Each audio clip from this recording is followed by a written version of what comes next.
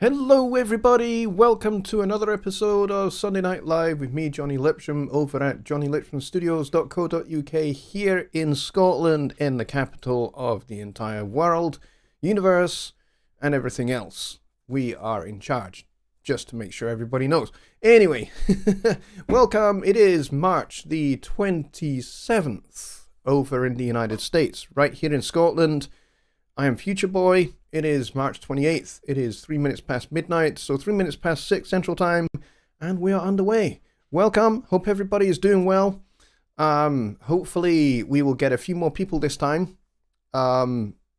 Considering last week we were a little low on numbers, so it'd be nice if we could get back up towards, 27, 28, 29, maybe even go past 30 viewers. Peak would be awesome. So if you know people who you think Sunday Night Live would be great for, because they can come in, they can ask their questions about Studio One, about music production, about recording, mixing, mastering, and all of that stuff, then send them a link to the show. Get them in here. The more the merrier, as far as I'm concerned. I'd love this show to go past 50 at some point in the future, but it's going to take some help from you guys to help promote the show and get the word out there and see if we can get some more people in. It would be awesome if we could go past 50 and actually then start going past 50 regularly. Would be pretty cool as well. So if you guys could help me with that, that would be greatly appreciated. If you like what I do and you like Sunday Night Live, hit the like button down there. Hit the subscribe button if you're not subscribed yet.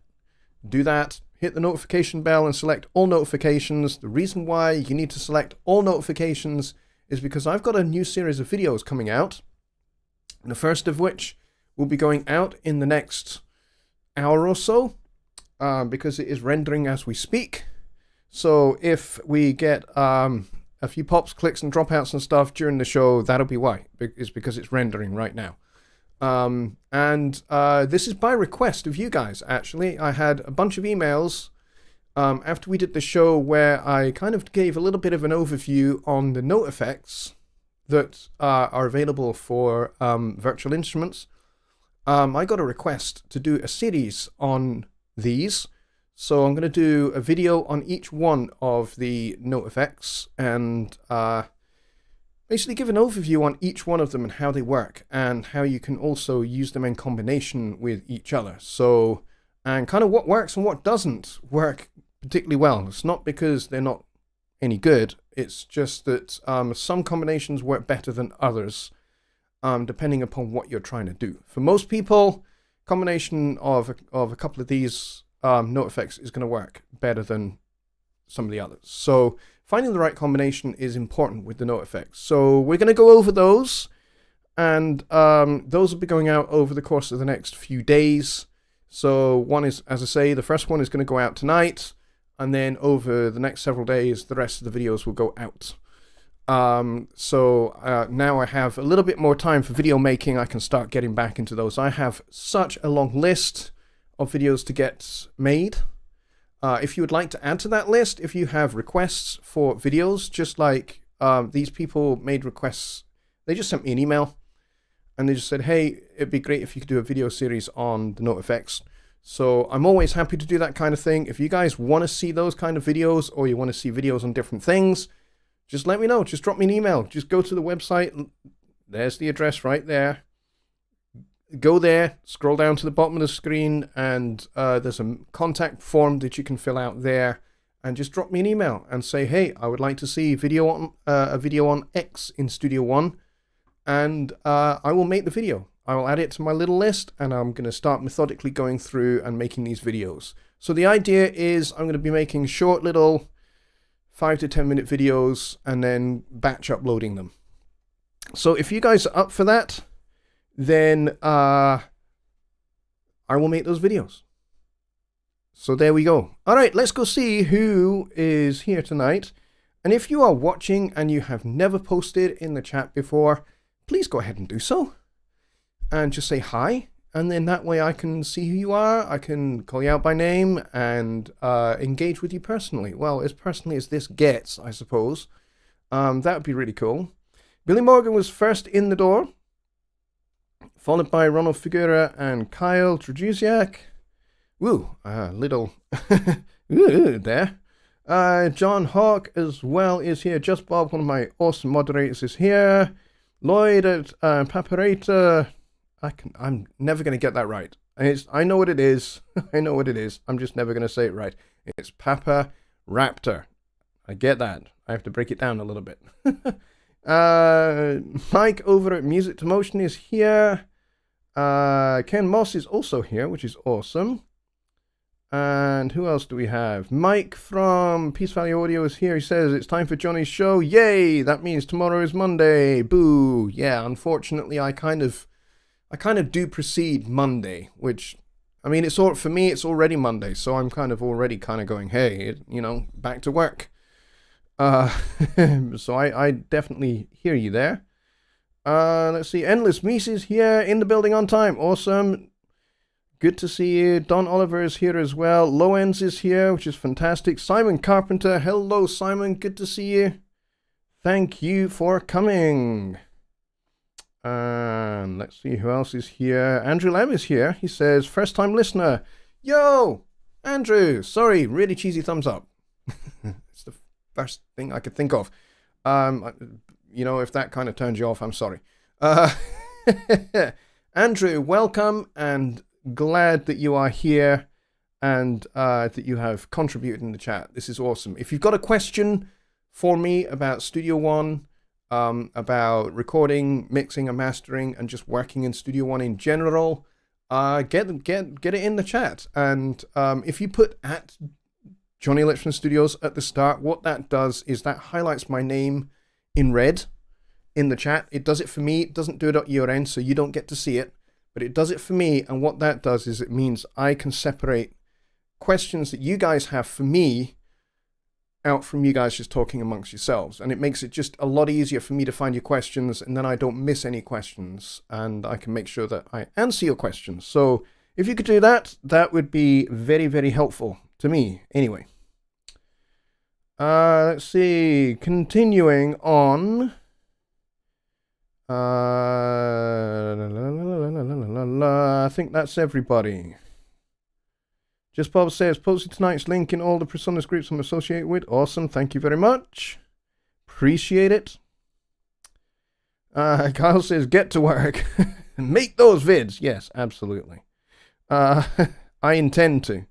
Paul Morgan is here as well. He says, revening, which I think means evening. Hi, Paul. How you doing? Hope you're doing well, mate. So here we are. We're 10 minutes into the show. Get your questions in, guys, and I will be happy to answer them. If there are no questions, we will end the show, and everyone will be dissatisfied considerably, especially me. Or I'll end up just playing something wildly discordant on the piano, which neither of you will want to listen to. So I don't really want to have to do that to you guys. Anyone got any Studio One questions? Get them in the chat. Otherwise, this is going to be possibly the shortest Sunday Night Live that there has ever been. And I really don't want to have to do that. But yes, as I say, I've got, to start with, like I said, I've got a bunch of new videos. And to start with, I've got a series on the note effects. The note effects are incredibly cool tools, very powerful. And although I am showing you them in this series with Personas instruments, they can be used with most other VST virtual instruments as well. So you don't have to do it with Personas instruments.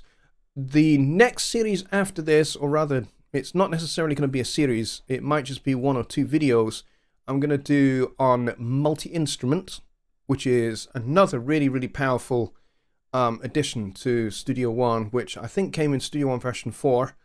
And I use it quite a bit to create unusual and interesting sounds for sound design, mostly if I wanted to do sound design for a film or for TV. I use the multi-instruments quite a bit to layer up different sounds and different textures. And it's basically the way the multi-instrument works. I'm kind of preempting the series a little bit, but the way it works is it puts the instruments into splitter mode using the splitter tool in the background.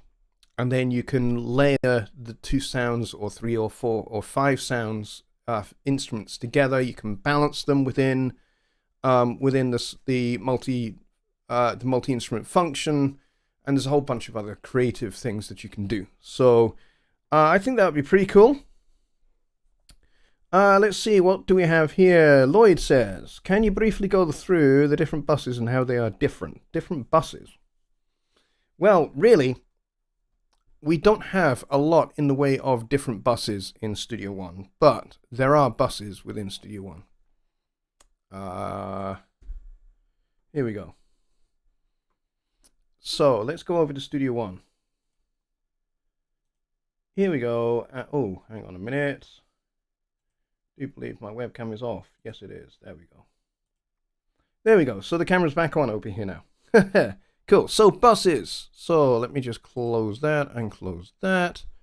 So as you can see here, I've just got this is actually still open from having made the first video of the Note Effects series. I can see, as you can see up here, but I can always go to here and I can open this song here,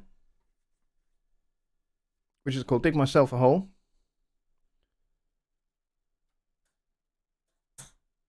All right, so let me close that. All right, so this is an already mixed and completed song. And what we have in Studio One for buses is we have these here. These are the main buses which you can use for basically grouping. It's one way to group channels together and process them together. So I have a lead vocal bus here, and if I click over here, you can see that my vocal and my doubled vocal are both going into this bus. And on this bus, I have my effects chain for vocals, and I've got my sends here for a delay, a room reverb, and then I've got this here. If you're wondering what this is here, this is a side chain to a delay, which is over here.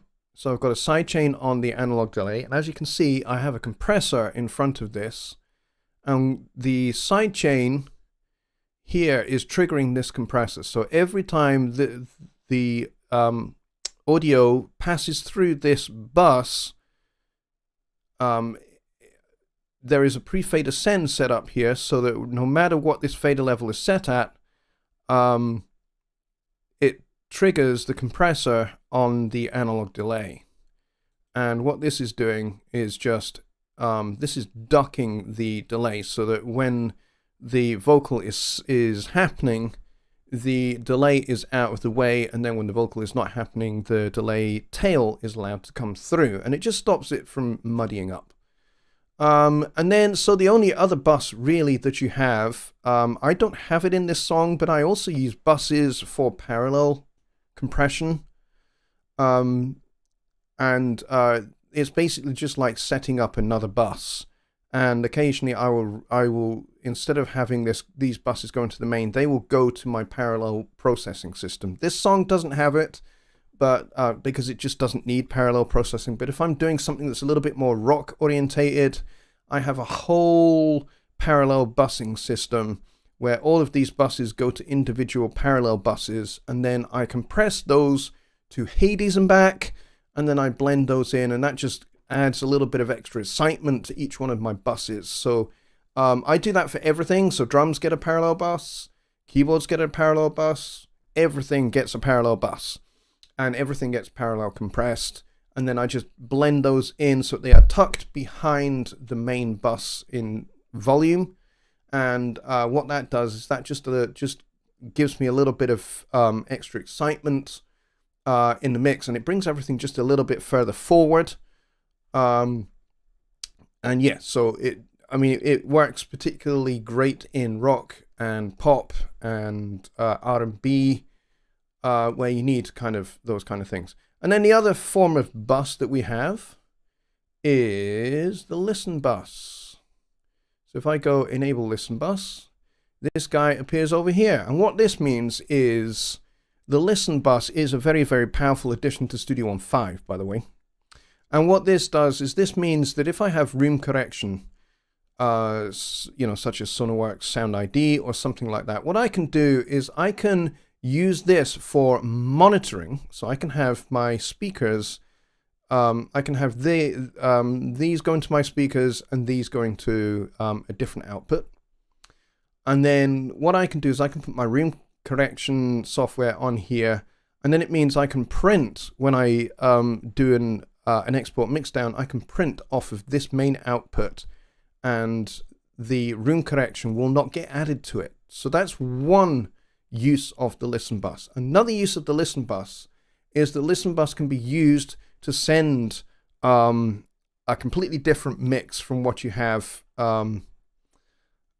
So, you know, you could send this to a different room, for example, and anything that I do muting or soloing in here does not get sent through the listen bus. And then, so if I have an artist who is recording a vocal, they will hear whatever is coming out of the listen bus. And then these will be routed to these speakers in here. And then I can mute and solo and do whatever I want to the, you know, for what's going out to the main output. And then the vocalist will not know a thing about it because they are monitoring off the listen bus. So that's another application of the listen bus. So I hope that that helps. And then, of course, you've got effects channels. These effects channels are different from bus channels in, as you can see, they don't have sends. One thing that they don't have. And so normally, for the most part, what I do is I will use a bus as an effects channel, especially if I want to send a delay into a reverb or a reverb into a delay or some other kind of processing needs like that. Then I will use a bus channel. And so it's actually really quite quick what you can do in that kind of situation. I can just go and grab, say, the Pro R. And if I hold a particular, I think it's, I've not done this in a while, I think it's Alt. If I hold down the Alt or Command key on a Mac and drag, it will automatically create a bus channel instead of an effects channel, because the effects channel is what is created by default. But if I have that modifier down, it'll create it as a bus instead. And then, of course, you can route everything to it as you want. So there you go. So I hope that helps answer that. I'm going to turn the listen bus off because we don't need it. There we go. But that is a good question. I can go back over here now. All right, Just Bob says, I just bought an artist CD and you hear in every song a 60s or 70s vibe in the music. How to achieve that feeling when writing? Yeah, good question, because there are some artists out there that are kind of going for that retro 1960s or 1970s sound in their music. There are a couple of really well-known artists that are doing that at the moment.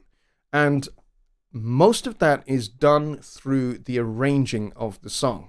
So, you know, you would listen to a lot of music from that period, and you would listen to, you know, how those songs are arranged, what the instrumentation was back then. And a lot of songs actually from the 60s and 70s had a lot of musicians and a lot of different instrumentation. So there would have been strings, there might have been a vibraphone, there might have been, you know, backing vocals into a big echo chamber, horn section,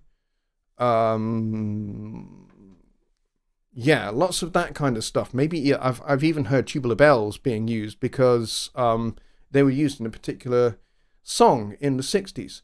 The other thing that would make that kind of classic 60s or 70s sound is, again, the use of that kind of analog vibe. Ow, I just banged my elbow. That kind of analog vibe that everybody is talking about. Now, how do you achieve that if you're working in the box? You would need to use plugins that simulate and emulate those kind of consoles that were used in the 60s and 70s. So you'd be looking at, you know, one of the red consoles, or the TG12345, or one of the early SSL or Neve consoles. So you'd need to find a plugin that emulates those consoles, and then you'd also need to emulate the tape machines. So you'd need to find something that emulates a Studer, or a Maxell, or something like that, or a Fostex tape machine. And, you know, all of those in combination. So the arrangement, the instrumentation, and, you know, some other stylistic things like, you know, certain phrases being played by certain instruments, all of those will contribute. And then, you know, how you record them will also help. So, you know, the use of older microphones will help create that. Recording everything live will also help. Because a lot of those 60s and 70s records were recorded live, and that doesn't necessarily mean in front of an audience, but it does mean you had everybody in the same room performing together at the same time, and what happened in that room went down to tape, and then you would overdub if you needed to, but for the most part everything went down live. So, you know, one of my music professors, one of my instructors, was a session musician in Nashville during the 60s and 70s, and he worked on I don't know, maybe 2,000 records, something in that region. And so he had a lot of stories to tell, but one of the things that he said was, in those days, you had to be an incredible musician. Not just technically, but you had to be stylistically very, very broad. But then you also had to be a really, really good sight reader, because musicians for those kind of records were reading charts. They were reading arrangements. Because, you know, there was such a lot of detail going on in those arrangements that were not overdubbed later on. They were performed live. So everything had to be written out by music copyists. And then you had to be able to read the sheet music. You couldn't just be able to just go, oh, I only know how to read chord symbols. You had to know how to read notation. Because every part of every arrangement was intricately worked out down to the detail. That's not the case today. In the modern 21st century era, arrangements are not quite so detailed as they once were, which is why when you hear a contemporary 21st century artist making use of techniques, recording, arranging, mixing, and mastering techniques from the 60s, it's a little bit of a shock, especially when they do it really, really well. And it's not pastiche. And that's the hardest part, is avoiding pastiche, avoiding just kind of copying or alluding to, you know, a vaguely kind of 60s vibe, but actually nailing the 60s sound. That's the hard part. And so, as I say, there's lots of kind of different things that go to make up how that works. But I would say a good 90% of how you achieve that 60s and 70s sound is in attention to detail in the arrangement. So, you know, when do your string parts come in? What are those string parts playing? What about percussion? Timpani featured in some of these songs. You know, classical orchestral percussion featured in a lot of these songs. So you'd have maybe timpani. You'd maybe have some tubular bells or vibraphone or glockenspiel, or, you know, all of those kind of things were in those arrangements for those songs. And like I said, they're all performing in the same room live, so they're reading from charts. So all of those kind of real attention to detail things is what goes to making those 60s and 70s kind of sounds now in the 21st century work. Obviously, we have technological improvements that they did not have back then. So you have to do a little bit of work and a little bit of research and an awful lot of listening to reference material to try and achieve that kind of 60s, 70s vibe. But I hope that helps. That is an absolute belter of a question. I love that. Great one. Let's see. Don says, will iPad work with the Studio One remote for Studio One 5? Can't get mine to work. Yes, it will. I have an iPad right here. I'm not really a big Apple fan, but I do have this, and it does work with Studio One 5. Let me just open it up. How much battery do I have left? I have plenty, which is good news. Let's open the Studio One remote. And as you can see, the Studio One remote has detected that Studio One is open on both my Mac and my PC. So I can now choose the PC. And as you can now see, the mixer has opened up. And you can see that it is the current song in Studio One. Take a close look, and you'll see, if I was to go over to Studio One, there we go. So we're in Studio One, and then if I hold this up to the screen, albeit my picture is a little bit in the corner. Hang on, I need to just try and work out which way to turn this. There we go.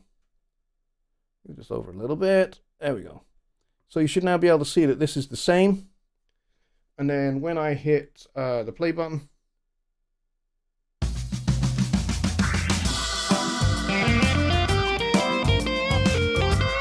and then if I hit stop and go back, hit play again.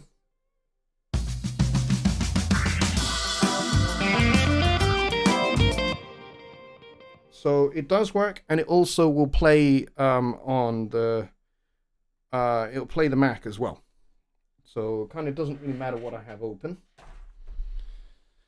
But yes, it does work, and the reason why it might not be working for you, there are many and various reasons why it might not be working. There is a knowledge base article if you go to the Presonus website, and if you go to support, and you can access the knowledge base from there. Go to the Studio One 5 section of the knowledge base, or you can just type in into the search bar, you can type in Studio One Remote, and you'll find that there's a bunch of articles for Studio One 5. That's the one you want to look for, is a Studio One 5 article on Studio One Remote and kind of some troubleshooting that you can look into. It could be your network settings, it could be your router or your router, depends on how you call it, which side of the pond you are. We call it router over here, you guys call it routers. I don't really care, I don't really mind.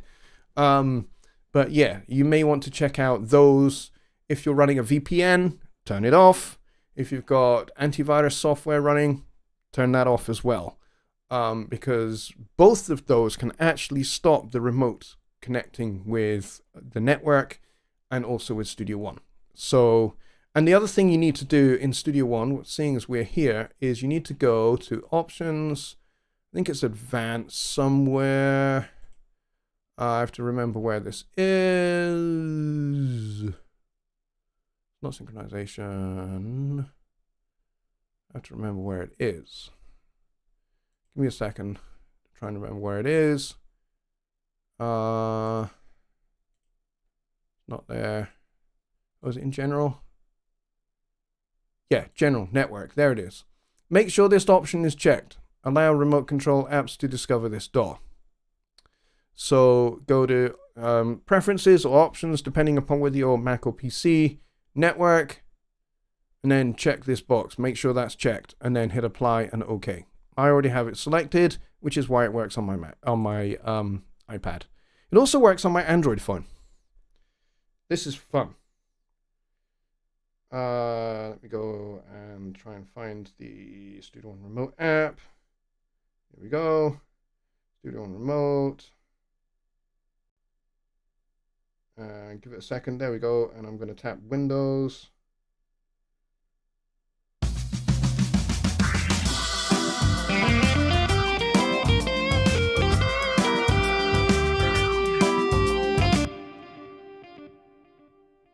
Super cool, super fun. And the cool thing about this is we have a bathroom literally just the other side of that wall. And I can go to the bathroom, and when my kids come home, when the first thing they do is they come upstairs to their bedrooms. And if I'm in the bathroom, sometimes I like to hide in the bathroom. They don't know I'm there, and they'll come looking for me in here. And I'll use my iPad to start my phone or the iPad to start Studio One whilst I'm in the bathroom, and it freaks them out no end because they're just like, oh, it started without anybody being here. It's great fun. But now they're just like, you know, I've done it so many times, and then I'm just like, yeah, okay, Dad, whatever. All right, let's see. Do you use the Stream Deck with Studio One? No, I don't. I don't, Andrew. I use OBS, and on my separate screen over here, I have OBS open, and I just use all the transition controls there. I would like to get a Stream Deck, but they're not exactly very cheap. But yeah, good question, no? Micah Peace Valley Audio says, I have a Studio 192. I have output 7 and 8 going into my audio box for Studio One feed to video capture. I was routing through Universal Control for this and was always clipping the audio box preamps. Yeah, those audio box preamps can be a little bit sensitive.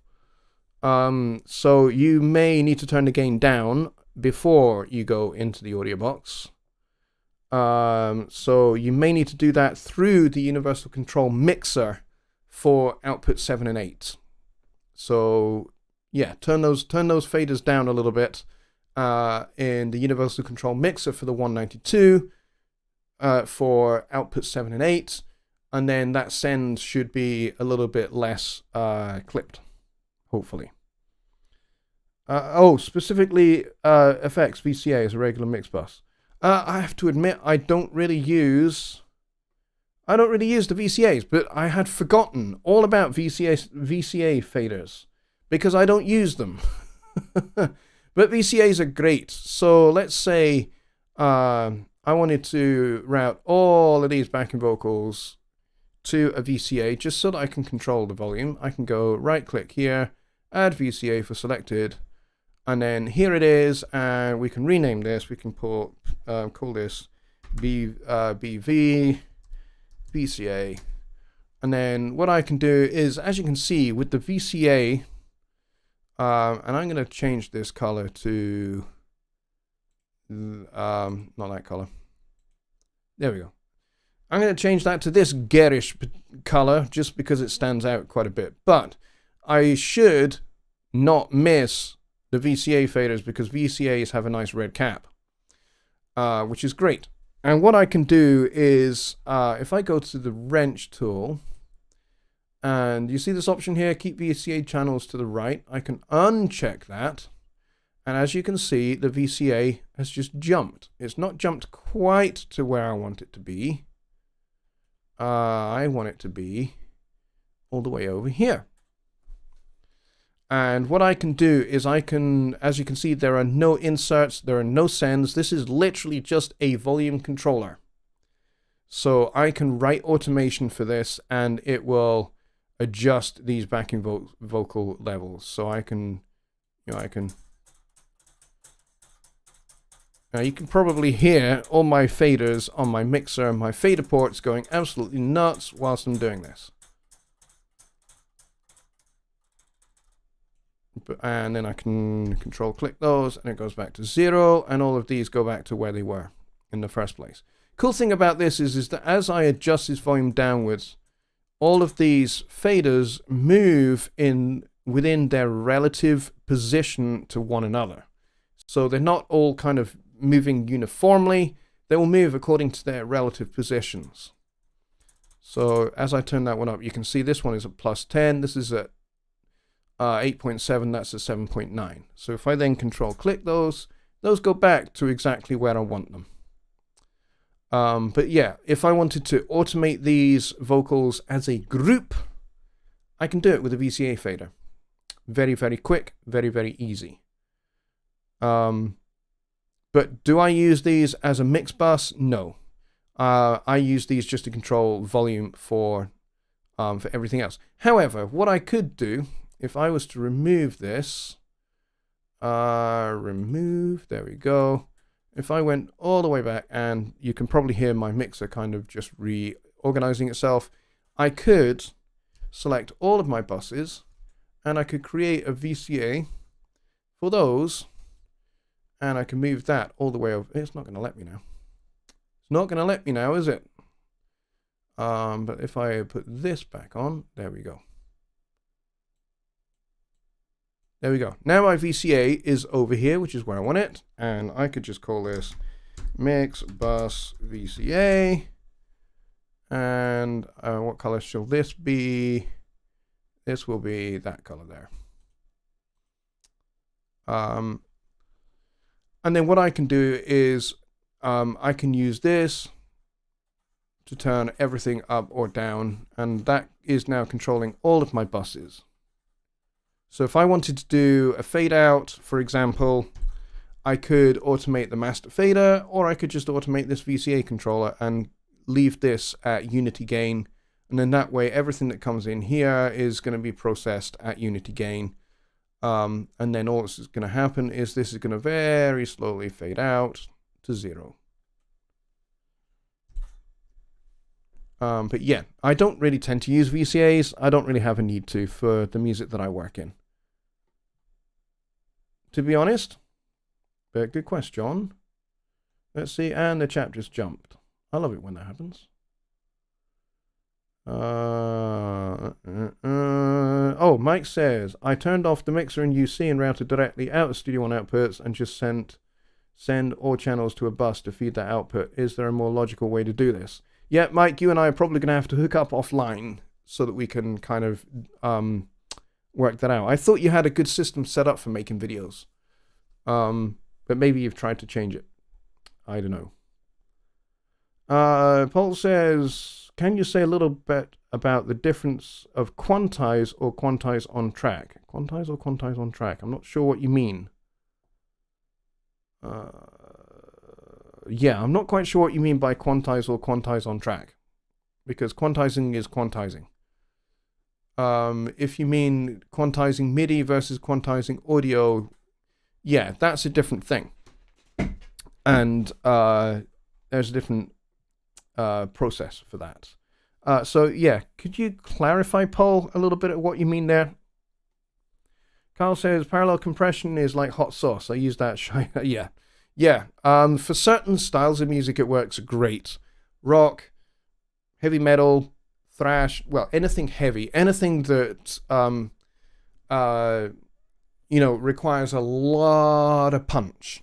If your music requires a lot of punch in it, and there's lots of transients, then yes, parallel compression is going to be your friend.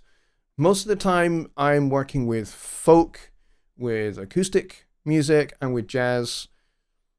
So I don't really use parallel compression that much.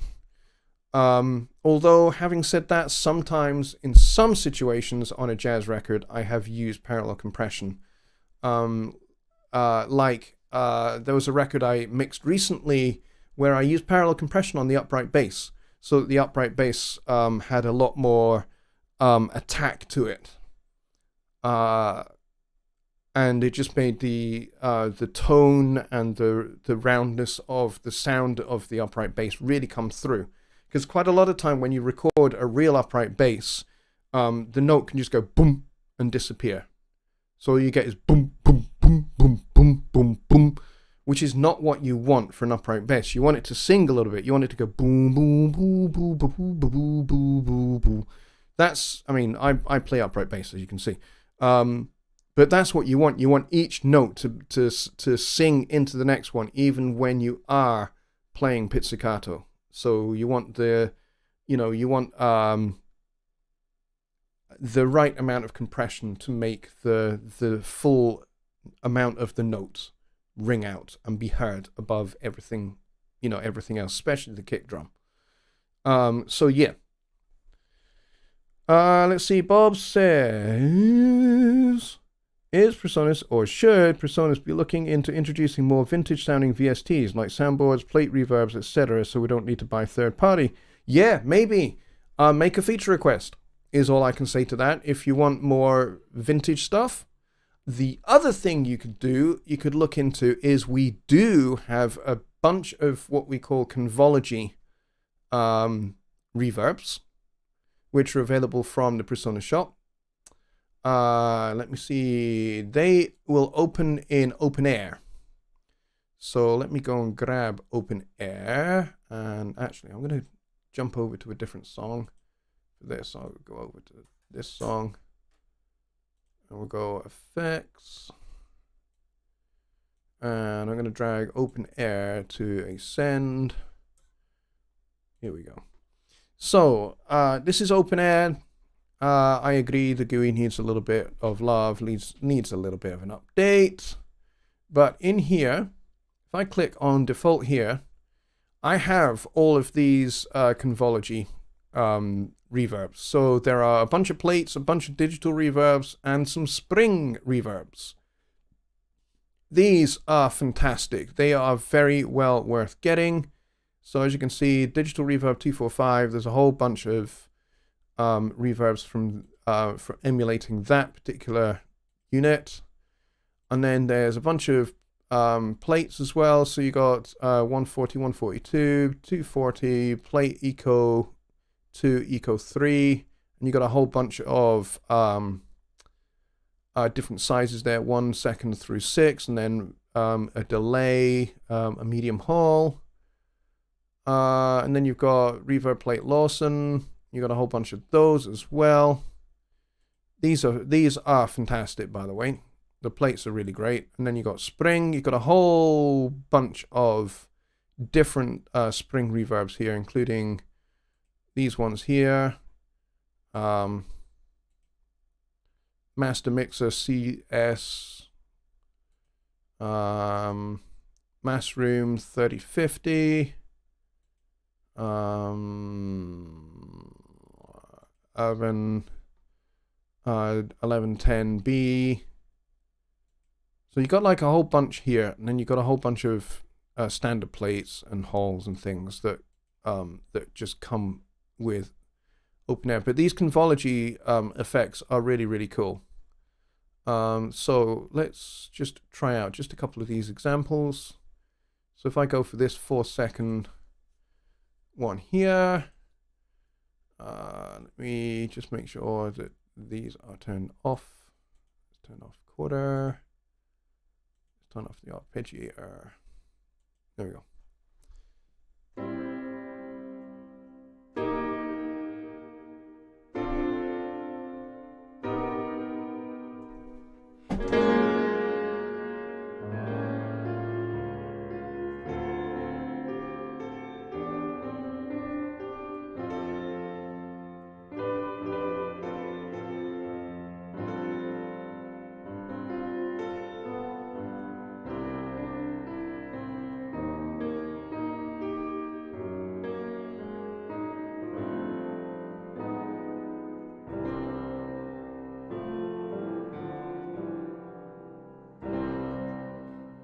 Sounds quite nice.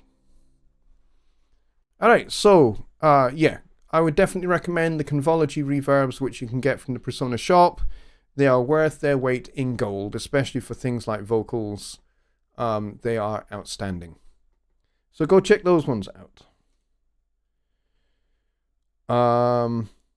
Let's see, what else do we have? So Burt Bacharach 60s plugins. Yeah, something like that. Studio One Remote is awesome. Yes, it is. Kyle says the iPad must be on the same network as the computer running Studio One. Correct. Let's see, what else do we have? I'm looking for other questions.